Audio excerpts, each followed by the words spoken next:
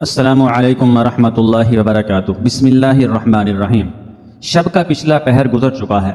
رات بھر فضا میں چاندنی بکھیرتا چاند بھی ستاروں کی جھرمٹ میں واپسی کے سفر پر گامزن ہے۔ یثرب کے ایک سرسبز کھجور کے باغ کے درمیان واقع خوبصورت حویلی کے اسٹڈی روم میں یہودیوں کے سب سے بڑے عالم، امام اور سردار حسین بن سلام تورات کے مطالعے میں مصروف ہیں۔ آج پھر ان کی سوچ کا محور تورات کا وہی حصہ ہے کہ جہاں مکے میں آخری نبی صلی اللہ علیہ وآلہ وسلم کے ظہور کی بشارت تحریر ہے۔ حسین کچھ عرصے سے محسوس کر رہے ہیں کہ وہ جب بھی تورات کی ان آیات کا مطالعہ کرتے ہیں تو انہیں ایک عجیب کیفیت سے گزرنا پڑتا ہے۔ انہیں تورات میں تحریر کردہ آخری نبی کی آمد کی تمام نشانیاں پوری ہوتی نظر آتی ہیں، اور پھر ایک جگہ یہ بھی تحریر ہے کہ ان کے لوگ انہیں مکے سے ہجرت پر مجبور کر دیں گے اور وہ یثرب میں مستقل قیام کریں گے۔ تو کیا میں اللہ تعالیٰ کے اس آخری رسول صلی اللہ علیہ وآلہ وسلم کا دیدار کرنے کا شرف حاصل کر سکتا ہوں؟ یہ سوال ایک شدید خواہش کے روپ میں ڈھل کر انہیں بے چین و بے قرار کر دیتا ہے۔ حسین بن سلام کا شمار یہودیوں کے سب سے بڑے عالم، امام اور سرداروں میں ہوتا تھا۔ یہی وجہ ہے کہ دور دور سے یہودی ان سے فیض یاب ہونے کے لیے آتے تھے۔ انہیں تورات اور انجیل پر مکمل عبور حاصل تھا۔ رسول اللہ صلی اللہ علیہ وآلہ وسلم کے مدینہ منورہ آنے کے بعد فوراً بعد انہوں نے اسلام قبول کیا، اور حضرت صلی اللہ علیہ وسلم نے ان کا نام عبداللہ رکھا۔ حضور صلی اللہ علیہ وسلم فرماتے تھے کہ عبداللہ بن سلام اہل جنت میں سے ہیں۔ آپ کی علمی قابلیت کو مد نظر رکھتے ہوئے رسول اللہ صلی اللہ علیہ وآلہ وسلم نے آپ کو کاتب وحی کے منصب پر فائز کیا۔ آپ کا نام عبداللہ اور کنیت ابو یوسف ہے۔ آپ یہودیوں کے ایک قبیلے بنو قینقاع کے ایک فرد تھے جس کا سلسلہ حضرت یوسف علیہ السلام سے ملتا ہے۔ آپ کا سلسلہ نسب یوں ہے: عبداللہ بن سلام بن حارثہ۔ یہ 11 نبوی کی بات ہے کہ جب بنو خزرج کے 6 افراد مکہ مکرمہ گئے اور رسول اللہ صلی اللہ علیہ وآلہ وسلم کے ہاتھ پر اسلام قبول کر کے یثرب واپس آ گئے۔ حسین بن سلام کو اطلاع ملی تو انہوں نے ان افراد سے ملاقات کی اور رسول اللہ صلی اللہ علیہ وآلہ وسلم کے بارے میں تفصیل معلوم کی۔ وہ لوگ جیسے جیسے تفصیل بیان کرتے جاتے، حسین کی آنکھوں میں تورات کی تحریر کردہ علامتیں حقیقت کا روپ دھار کر آتش شوق بھڑکاتی جا رہی تھی۔ اب ایک علامت کی تصدیق اور باقی تھی، اور وہ تھی یثرب کی طرف ہجرت۔ حسین بن سلام اللہ سے دعا مانگتے تھے کہ اے خداوند قدوس، مجھے اتنی زندگی عطا فرما کہ میں شہر یثرب میں تیرے آخری نبی صلی اللہ علیہ وآلہ وسلم کی زیارت کر کے ان کے ہاتھ پر بیعت کر لوں۔ اب ان مسلمانوں سے ملاقات نے ان کی بے چینی اور بے قراری میں مزید اضافہ کر دیا۔ وہ زیارت رسول صلی اللہ علیہ وسلم کے لیے بے تاب رہنے لگے تھے۔ حسین کہتے ہیں کہ ایک صبح میں اپنے باغ میں درختوں سے کھجوریں اتروا رہا تھا۔ میری چچی خالدہ بنت حارث بھی میرے ساتھ تھی۔ میں نے سنا کہ ایک شخص رسول اللہ صلی اللہ علیہ وآلہ وسلم کی مدینہ منورہ آمد اور قباء میں قیام کا اعلان کرتا پھر رہا ہے۔ اس خبر نے میرے جسم میں بجلی سی دوڑا دی اور بے اختیار میرے منہ سے نکلا اللہ اکبر، اللہ اکبر۔ چچی نے یہ سن کر مجھے برا بھلا کہا اور بولی، موسیٰ بن عمران علیہ السلام کی آمد کا سنتا تو یہ نعرہ لگاتا۔ میں نے انہیں سمجھایا، چچی خدا کی قسم یہ اللہ تعالیٰ کے آخری رسول صلی اللہ علیہ وآلہ وسلم ہیں جو موسیٰ بن عمران علیہ السلام کے بھائی ہیں۔ چچی بولی، اچھا جن کے بارے میں تم ہمیں تورات کی آیات پڑھ کر سناتے رہے ہو؟ میں نے کہا ہاں یہ وہی ہیں۔ حسین کہتے ہیں کہ میں نے بوڑھی چچی کو گھر چھوڑا اور قباء کی جانب چل پڑا۔ جب وہاں پہنچا تو میں نے دیکھا کہ جانثاروں کا مجمع لگا ہوا ہے۔ میں کسی نہ کسی طرح اندر پہنچ گیا۔ میں نے سنا کہ اللہ کے رسول صلی اللہ علیہ وآلہ وسلم فرما رہے ہیں، لوگو سلام کو پھیلاؤ، کھانا کھلاؤ۔ جب رات میں لوگ محو خواب ہوں تو عبادت کرو اور اللہ کی جنت میں سلامتی سے داخل ہو جاؤ۔ حسین کہتے ہیں کہ جب میں نے اللہ کے رسول صلی اللہ علیہ وآلہ وسلم کے چہرہ انور کی جانب دیکھا، ایمان کی روشنی سے منور چہرہ، ماہ خورشید سے زیادہ چمکتی پیشانی، نور الہی سے روشن خوبصورت بڑی آنکھیں کہ جنہیں دیکھ لیں اسے اپنا گرویدہ بنا لیں، دندان مبارک جیسے سفید شفاف موتی، شب تاریک میں جو ستاروں سے زیادہ چمکتے، میانہ قد، سرخ و سفید رنگت، بات کریں تو لبوں سے پھول جھڑیں، مسکرائیں تو فضا میں نغمگی بکھر جائے، جہاں موجود ہوں وہ مقام مشک و عنبر سے مہک جائے۔ تو میں نے جان لیا کہ یہی اللہ کے آخری اور سچے نبی صلی اللہ علیہ وآلہ وسلم ہے۔ بخاری شریف میں ہے کہ آپ نے خدمت نبوی صلی اللہ علیہ وسلم میں حاضر ہو کر عرض کیا یا رسول اللہ صلی اللہ علیہ وآلہ وسلم، میں 3 باتیں دریافت کرنا چاہتا ہوں۔ نمبر 1، علامات قیامت میں سے پہلی علامت کون سی ہے؟ نمبر 2، اہل جنت کو پہلی چیز کھانے کو کیا ملے گی؟ نمبر 3، کیا وجہ ہے کہ بچہ کبھی تو ماں کی شکل پر ہوتا ہے اور کبھی باپ کی شکل پر؟ سرکار دو عالم صلی اللہ علیہ وآلہ وسلم نے تینوں سوالوں کے جواب اس طرح دیے۔ نمبر 1، قیامت کی پہلی نشانی ایک آگ ہوگی جو لوگوں کو مشرق سے مغرب کی جانب ہنکا لے جائے گی۔ نمبر 2، اہل جنت کی پہلی خوراک مچھلی کی کلیجی پر جو ٹکڑا لٹکا رہتا ہے وہ ہوگا۔ نمبر 3، ماں کا مادہ تولید غالب ہو تو بچہ ماں کی شکل پر، اور اگر باپ کا غالب ہو تو باپ کی شکل پر ہوتا ہے۔ حضرت عبداللہ بن سلام رضی اللہ تعالیٰ عنہ فوری طور پر مشرف بائی اسلام ہو گئے۔ حضرت صلی اللہ علیہ وسلم نے آپ کا نام حسین سے تبدیل کر کے عبداللہ رکھا۔ وہ گھر تشریف لائے اور تمام اہل خانہ کو اسلام کی دعوت دی، جس پر سب نے اسلام قبول کر لیا۔ ان میں آپ کی چچی حضرت خالدہ بھی شامل تھی، لیکن آپ نے گھر والوں کو ہدایت کی کہ فی الحال چند دنوں کے لیے اپنے مسلمان ہونے کو ظاہر نہ کریں۔ گھر والوں کو مشرف بائی اسلام کر کے آپ واپس نبی کریم صلی اللہ علیہ وآلہ وسلم کی مجلس میں تشریف لے گئے۔ حضرت عبداللہ بن سلام رضی اللہ تعالی عنہ نے رسول اللہ صلی اللہ علیہ وآلہ وسلم سے عرض کیا، یا رسول اللہ صلی اللہ علیہ وآلہ وسلم، سب یہودی جانتے ہیں کہ میں ان کا سردار اور ان کے سردار کا بیٹا ہوں، ان سب سے زیادہ عالم ہوں اور ان سب سے زیادہ علم رکھنے والے کا بیٹا ہوں۔ آپ ان سے میرا حال تو دریافت فرمائیے۔ رسول اللہ صلی اللہ علیہ وآلہ وسلم نے یہودیوں کو بلوا لیا۔ یہودی آئے تو حضرت عبداللہ بن سلام رضی اللہ تعالیٰ عنہ گھر کے اندر چھپ گئے۔ رسول اللہ صلی اللہ علیہ وسلم نے یہودیوں کو اسلام کی دعوت دی، مگر انہوں نے قبول کرنے سے انکار کیا۔ پھر رسول اللہ صلی اللہ علیہ وسلم نے ان سے پوچھا، اچھا یہ بتاؤ کہ حسین بن سلام تم لوگوں میں کیسا آدمی ہے؟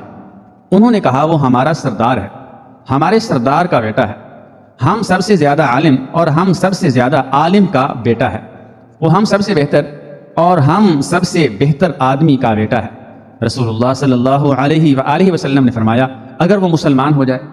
یہودی کہنے لگے، وہ ہرگز مسلمان نہیں ہوگا۔ رسول اللہ صلی اللہ علیہ وآلہ وسلم نے فرمایا، اے ابن سلام باہر آؤ۔ حضرت عبداللہ باہر آئے اور کہا، اے یہودیو، اللہ سے ڈرو، تم جانتے ہو کہ یہ اللہ کے رسول صلی اللہ علیہ وآلہ وسلم ہیں اور حق کے ساتھ آئے ہیں۔ یہودیوں نے کہا، تم جھوٹ بولتے ہو، تم سب سے بدتر اور سب سے بدتر آدمی کے بیٹے ہو۔ حضرت سعد رضی اللہ تعالیٰ عنہ کہتے ہیں کہ رسول اللہ صلی اللہ علیہ وآلہ وسلم نے ان کی زندگی ہی میں ان کے لیے جنت کی بشارت دے دی تھی۔ حضرت عبداللہ بن سلام رضی اللہ تعالیٰ عنہ کے چہرے سے خشوع ظاہر ہوتا تھا۔ ایک دن ان سے کہا گیا، لوگ کہتے ہیں آپ جنتی ہیں۔ کہنے لگی، اللہ کی قسم، کسی کو یہ سزاوار نہیں کہ وہ ایسی بات کہے جس کا اسے علم نہ ہو۔ میں تمہیں بتاتا ہوں کہ اس کی وجہ کیا ہے۔ ایک مرتبہ میں نے خواب میں دیکھا کہ میں ایک باغ میں ہوں جو بہت وسیع اور سرسبز و شاداب تھا۔ اس کے درمیان لوہے کا ایک ستون تھا جس کا اوپر کا حصہ آسمان میں تھا۔ اس کے اوپر ایک کڑا لگا ہوا تھا۔ مجھ سے کہا گیا کہ چڑھو۔ میں نے کہا، میں نہیں چڑھ سکتا۔ پھر ایک خادم آیا، اس نے مجھے پیچھے سے اٹھایا اور پھر میں اس پر چڑھ کر اس کی بلندی تک پہنچ گیا اور وہ کڑا پکڑ لیا۔ پھر مجھ سے کہا گیا، مضبوطی سے پکڑے رہو۔ پھر میں جاگ گیا۔ میں نے یہ خواب رسول اللہ صلی اللہ علیہ وآلہ وسلم سے بیان کیا تو آپ صلی اللہ علیہ وآلہ وسلم نے فرمایا، وہ باغ اسلام ہے اور وہ ستون اسلام کا ستون ہے، وہ کڑا مضبوط کڑا ہے، تم اسلام پر قائم رہو گے یہاں تک کہ تمہیں موت آئے۔ حضرت سیدنا عثمان غنی رضی اللہ تعالیٰ عنہ کے گھر کا محاصرہ طول پکڑ گیا ہے۔ باغیوں نے شہر مدینہ کے امن و امان کو تہس نہس کر دیا ہے۔ حضرت علی المرتضیٰ رضی اللہ تعالیٰ عنہ اپنی سی کوششیں کر چکے ہیں۔ حضرت عثمان رضی اللہ تعالیٰ عنہ باغیوں سے جنگ پر آمادہ نہیں اور باغی انہیں شہید کیے بغیر واپس جانے پر راضی نہیں۔ اہل مدینہ خوف کے عالم میں اپنے گھروں میں بند ہیں۔ مدینے کے گلی کوچوں میں برہنہ تلواریں لیے باغیوں کا راج ہے۔ جو حضرت عثمان رضی اللہ تعالیٰ عنہ کی حمایت میں بولے گا اس کا سر قلم کر دیا جائے گا۔ لیکن اس سب کے باوجود حضرت سیدنا علی المرتضیٰ رضی اللہ تعالیٰ عنہ کے نور نظر، سیدہ فاطمہ الزہرا رضی اللہ تعالیٰ عنہ کے لخت جگر، نبی کریم صلی اللہ علیہ وسلم کی آنکھوں کے تارے، حسنین کریمین رضی اللہ تعالیٰ عنہما حضرت عثمان رضی اللہ تعالیٰ عنہ کے گھر کے دروازے پر پہرے پر مامور ہیں۔ حضرت طلحہ اور حضرت زبیر کے فرزند ارجمند بھی پہرے داروں میں شامل ہیں۔ حضرت ابو ہریرہ رضی اللہ تعالیٰ عنہ بھی باغیوں کے سر کچلنے کو تیار ہیں، لیکن حضرت عثمان رضی اللہ تعالیٰ عنہ کا سختی سے حکم ہے کہ ان کی خاطر نبی صلی اللہ علیہ وسلم کے شہر میں خون نہ بہایا جائے گا۔ بالآخر ایک دن حضرت عبداللہ بن سلام رضی اللہ تعالیٰ عنہ باغیوں کو مخاطب کرتے ہیں، اے لوگو، مدینے والے میرے نام سے بہت اچھی طرح واقف ہیں، بے شک خدا کے غضب کی تلوار میان میں ہے اور فرشتے اس شہر کی مجاورت کرتے ہیں، بس تم اس شخص کے قتل میں اللہ سے ڈرو۔ اللہ کی قسم اگر تم ان کو قتل کرو گے تو فرشتے تمہاری ہمسائیگی سے چلے جائیں گے اور اللہ کی بند تلوار تم لوگوں پر کھینچ جائے گی، پھر قیامت تک میان میں نہ ہوگی۔ حضرت عبداللہ بن سلام رضی اللہ تعالی عنہ کی اس پرجوش تقریر کا باغیوں پر کچھ اثر نہ ہوا اور انہوں نے حضرت عثمان غنی رضی اللہ تعالیٰ عنہ کو شہید کر دیا۔ انہیں حضرت عثمان رضی اللہ تعالیٰ عنہ کی شہادت کا بے حد دکھ ہوا اور فرمایا، آج عرب کی قوت کا خاتمہ ہو گیا۔ حضرت عبداللہ بن سلام رضی اللہ تعالیٰ عنہ نے غزوہ بدر و احد میں شرکت کی یا نہیں، اس سلسلے میں سیرت نگاروں میں اختلاف پایا جاتا ہے، تاہم طبقات ابن سعد میں ان کے دونوں غزوات میں شریک ہونے کی تصدیق ملتی ہے۔ البتہ غزوہ خندق کے بعد ہونے والے غزوات میں وہ شریک رہے۔ اپنے وقت کے بہت بڑے فقیہ اور قرآن پاک کے عالم حضرت معاذ بن جبل رضی اللہ تعالیٰ عنہ کا جب آخری وقت قریب آیا تو لوگوں نے ان سے وصیت کی درخواست کی۔ انہوں نے کہا، یاد رکھو علم اور ایمان دو ایسی چیزیں ہیں کہ اگر کوئی شخص ان کا طلبگار ہو تو یہ چیزیں اسے مل جاتی ہیں۔ تمہیں اگر علم کی طلب ہو تو اسے 4 لوگوں سے حاصل کرو، عبداللہ بن مسعود، سلمان فارسی، ابو دردہ اور عبداللہ بن سلام رضی اللہ تعالیٰ عنہ۔ پھر فرمایا، عبداللہ بن سلام رضی اللہ تعالیٰ عنہ وہ شخص ہیں جو یہودی تھے، پھر مسلمان ہوئے۔ میں نے رسول اللہ صلی اللہ علیہ وآلہ وسلم سے سنا ہے کہ عبداللہ بن سلام 10 مبشرہ کی طرح ہے۔ مدینہ منورہ میں برسوں سے آباد یہودی معاشی، معاشرتی اور سیاسی اعتبار سے بہت طاقتور حیثیت کے مالک تھے۔ نبی کریم صلی اللہ علیہ وآلہ وسلم کو اس بات کا احساس تھا کہ مدینہ ہجرت کے بعد اگر کوئی بڑی قوت مسلمانوں کو ذکر پہنچا سکتی ہے تو وہ یہودی ہوں گے۔ رسول اللہ صلی اللہ علیہ وآلہ وسلم حالات کی بہتری کے لیے دعا فرماتے رہتے۔ ہجرت کے فوراً بعد یہودیوں کے سردار، امام اور سب سے بڑے عالم کا مسلمان ہو جانا اللہ کی جانب سے ہجرت کے بعد مسلمانوں کو پہلا تحفہ تھا۔ ابن سلام کے اس فیصلے نے یہود کو ہلا کر رکھ دیا اور ان کے مذموم عزائم خاک میں مل گئے۔ چنانچہ اس فیصلے نے یہودیوں کو فوری طور پر مسلمانوں کے خلاف کسی بڑی سازش سے باز رکھا۔ عبداللہ بن سلام رضی اللہ تعالیٰ عنہ کے ساتھ ان کے خاندان اور قبیلے کے کئی سرکردہ یہودی بھی مسلمان ہو چکے تھے۔ اس طرح اسلام کا انقلابی پیغام ان کے گھروں کے اندر داخل ہو چکا تھا۔ خاص طور پر یہودیوں کی نوجوان نسل کو اسلام کے انقلابی نظریے میں بہت زیادہ کشش محسوس ہوتی تھی۔ حضرت عبداللہ بن سلام رضی اللہ تعالیٰ عنہ کے قبول اسلام نے یہود کے ناقابل تسخیر تصور کیے جانے والے اتحاد کی بنیادیں ہلا دیں۔ چنانچہ بنو عوف سمیت یہودی قبائل بنی کنقا، بنی نفیر، بنی قریظ اور قرب و جوار کے دیگر یہودی مسلمانوں سے معاہدہ کرنے پر مجبور ہو گئے، لیکن اس کے باوجود بنی نفیر سمیت اکثر انتہا پسند یہودی مدینے سے خیبر منتقل ہو گئے۔ رسول اللہ صلی اللہ علیہ وسلم عبداللہ بن سلام رضی اللہ تعالیٰ عنہ سے بہت محبت کرتے تھے اور دربار رسالت صلی اللہ علیہ وآلہ وسلم میں ان کا خاص مقام تھا، جن کی وجہ سے یہودی ہجرت کے ابتدائی دنوں میں مسلمانوں کے خلاف کوئی بڑی سازش کرنے میں ناکام رہے۔ اللہ جل شانہ نے قرآن کریم میں بھی آپ رضی اللہ تعالیٰ عنہ کا ذکر کیا ہے۔ مفسرین کے مطابق سورہ رات کی آخری آیت اور سورہ احقاف کی 10ویں آیت میں حضرت عبداللہ بن سلام رضی اللہ تعالیٰ عنہ ہی کی طرف اشارہ کیا ہے۔ حضرت عبداللہ بن سلام رضی اللہ تعالیٰ عنہ نے 43 ہجری میں حضرت امیر معاویہ رضی اللہ تعالیٰ عنہ کے دور حکومت میں مدینہ منورہ میں وفات پائی۔ ناظرین، اہل کتاب میں سے بعض لوگ ایسے بھی تھے جنہوں نے اسلام قبول کرنے کے بعد دوبارہ پھر کفر کا راستہ اختیار کیا۔ ایسے لوگ مرتد کہلاتے ہیں، جیسا کہ اس حدیث سے پتہ چلتا ہے۔ حضرت انس رضی اللہ تعالیٰ عنہ فرماتے ہیں کہ ایک نصرانی مسلمان ہو گیا اور اس نے سورہ بقرہ اور سورہ آل عمران پڑھ لی، پھر وہ حضور نبی اکرم صلی اللہ علیہ وآلہ وسلم کی خدمت اقدس میں وحی کی کتابت کرنے لگا۔ اس کے بعد وہ پھر نصرانی ہو گیا اور کہتا کہ محمد صلی اللہ علیہ وآلہ وسلم تو اتنا ہی جانتے ہیں جو میں نے لکھ دیا ہے۔ بس اللہ تعالیٰ نے اسے موت دی اور لوگوں نے اسے دفن کر دیا، لیکن اگلی صبح اس کی لاش زمین پر باہر پڑی دیکھی۔ وہ کہنے لگے کہ یہ محمد صلی اللہ علیہ وآلہ وسلم اور ان کے ساتھیوں نے کیا ہوگا، کیونکہ یہ ان کے پاس سے بھاگ کر آیا تھا، اس لیے انہوں نے ہمارے ساتھی کی قبر کھود ڈالی۔ دوسری مرتبہ ان لوگوں نے اس کے لیے اور گہری قبر کھودی، لیکن اگلی صبح وہ پھر باہر زمین پر پڑا ہوا تھا۔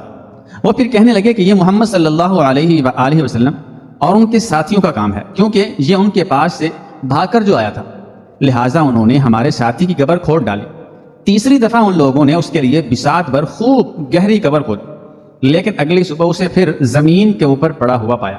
اب وہ سمجھے کہ ان کے ساتھ یہ سلوک لوگوں کی جانب سے نہیں ہے، سو انہوں نے اسے پڑا چھوڑ دیا۔ یہ کس لیے کہ یہ مرتد ہو گیا، دین کو چھوڑ دیا تو زمین نے بھی اس کو قبول نہ کیا۔ دعا ہے کہ اللہ تعالی ہم سب کو مرتے دم تک اسلام پر قائم رہنے کی توفیق عطا فرمائے، آمین یا رب العالمین۔